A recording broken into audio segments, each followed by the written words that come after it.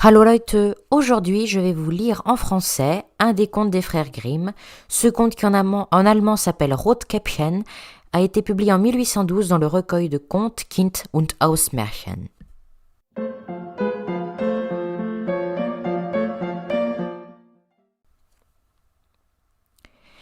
Il était une fois une petite fille que tout le monde aimait bien, surtout sa grand-mère. Elle ne savait qu'entreprendre pour lui faire plaisir. Un jour, elle lui offrit un petit bonnet de velours rouge qui lui allait si bien qu'elle ne voulut plus en porter d'autre. Du coup, on l'appela Chaperon Rouge. Un jour, sa mère lui dit « Viens voir, Chaperon Rouge. Voici un morceau de gâteau et une bouteille de vin. Porte-les à ta grand-mère, elle est malade et faible. Elle s'en délectera. Fais vite avant qu'il ne fasse trop chaud. Et quand tu seras en chemin, sois bien sage et ne t'écarte pas de ta route. Sinon, tu casserais la bouteille et ta grand-mère n'aurait plus rien. Et quand tu arriveras chez elle, tu n'oublieras pas de dire bonjour et ne va pas fureter dans tous les coins. »« Je ferai tout comme il faut, » dit le petit Chaperon Rouge à sa mère. La fillette lui dit au revoir. La grand-mère habitait loin, au milieu de la forêt, à une demi-heure du village. Lorsque le petit Chaperon Rouge arriva dans le bois, il rencontra le loup. Mais il ne savait pas que c'était une vilaine bête et ne le craignait point. « Bonjour, Chaperon Rouge, dit le loup. « Bonjour, loup, dit le Chaperon Rouge. Où donc vas-tu si tôt, Chaperon Rouge ? Chez ma grand-mère. Que portes-tu dans ton panier ? Du gâteau et du vin. Hier, nous avons fait de la pâtisserie, et ça fera du bien à ma grand-mère. Ça la fortifiera. Où habite donc ta grand-mère ? Chaperon Rouge. Oh, à un bon quart d'heure d'ici, dans la forêt. Sa maison se trouve sous les 3 gros chênes. En dessous, il y a une haie de noisetiers, tu sais bien, dit le petit Chaperon Rouge. Le loup se dit « Voilà un mets bien jeune et bien tendre, un vrai régal. Il sera encore bien meilleur que la vieille. Il faut que je m'y prenne adroitement pour les attraper toutes les deux. » Il l'accompagna un bout de chemin et dit « Chaperon Rouge, vois ces belles fleurs autour de nous. Pourquoi ne les regardes-tu pas ? J'ai l'impression que tu ne m'écoutes même pas quand les oiseaux chantent joliment.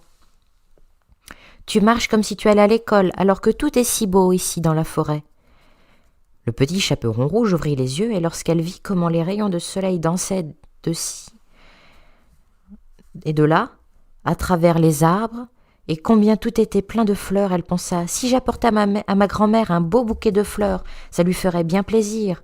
Il est encore si tôt que j'arriverai bien à l'heure. » Elle quitta le chemin, pénétra dans le bois et cueillit des fleurs.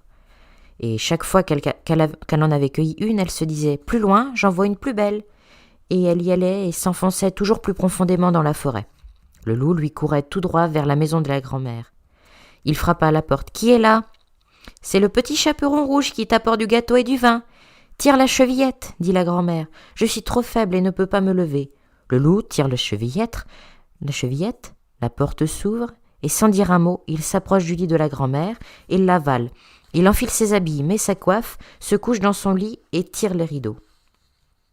Pendant ce temps, le petit Chaperon Rouge avait fait la chasse aux fleurs.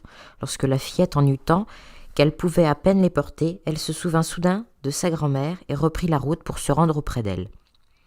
Elle fut très étonnée de voir la porte ouverte, et lorsqu'elle entra dans la chambre, cela lui sembla si curieux qu'elle me dit « Mon Dieu, comme je suis craintive aujourd'hui, et cependant, d'habitude, je suis si contente d'être auprès de ma grand-mère, » s'écria. Elle s'écria « Bonjour !» mais nulle réponse. Elle s'approcha du lit et tira les rideaux.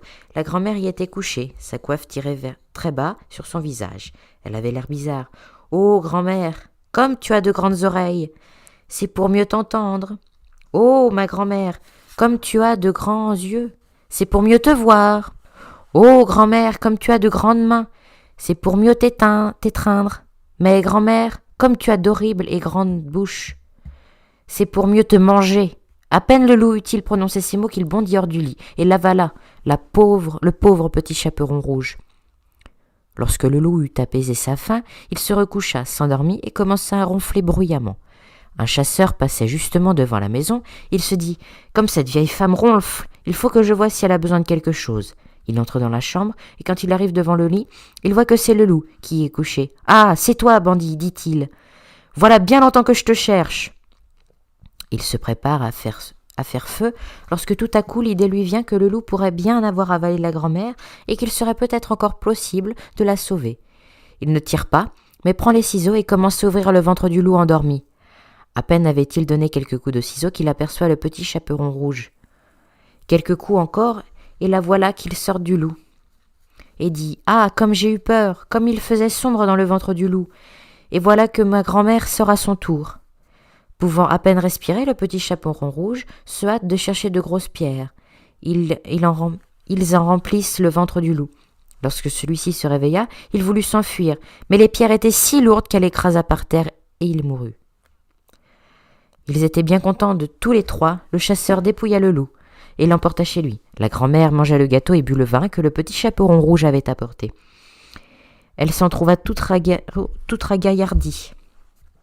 Le petit chaperon rouge, cependant, pensait « Je ne quitterai plus jamais mon chemin pour aller me promener dans la forêt, quand maman me l'aura interdit. » On raconte encore qu'une autre fois, quand le petit chaperon rouge apportait de nouveau la galette à sa vieille grand-mère, un autre loup essaya de la distraire et la faire sortir du chemin. Mais elle s'en gardait bien et continua à marcher tout droit. Arrivée chez sa grand-mère, elle lui raconta bien vite que le loup était venu à sa rencontre et qu'il lui avait souhaité le bonjour, mais qu'il l'avait regardé avec des yeux si méchants. « Si je n'avais pas été sur la grande route, il m'aurait dévoré, ajouta-t-elle. Viens, lui dit sa grand-mère. Nous allons fermer la porte et bien la cadenasser pour qu'il ne puisse pas entrer ici. Peu après, le loup frappait à la porte et criait « Ouvre-moi, grand-mère, c'est moi, le petit chaperon rouge qui apporte des gâteaux. » Mais les deux gardèrent le silence et n'ouvrirent point la porte. Tête Grise fit alors plusieurs fois le tour de la maison, à pas feutrés, et pour finir, il sauta sur le toit, décidé à attendre jusqu'au soir, quand le petit chaperon rouge sortirait, pour profiter de l'obscurité et l'engloutir. Mais la grand-mère se douta bien de ses intentions. « Prends le seau, mon enfant, dit-elle au petit chaperon rouge. J'ai fait cuire des saucisses hier et tu vas porter l'eau de la cuisson dans la grande auge de pierre qui est devant l'entrée de la maison. » Le petit chaperon rouge emporta tant et tant de seaux que, pour finir, l'auge était pleine. Alors, la bonne odeur de la saucisse vint caresser les narines du loup jusque sur le toit. Il se pencha si bien, entendant le coup, qu'à la fin il glissa et ne put se retenir. Il glissa du toit et tomba droit dans l'auge de pierre où il se noya. Allègrement, le petit chaperon rouge regagna sa maison et personne ne lui fit le moindre mal.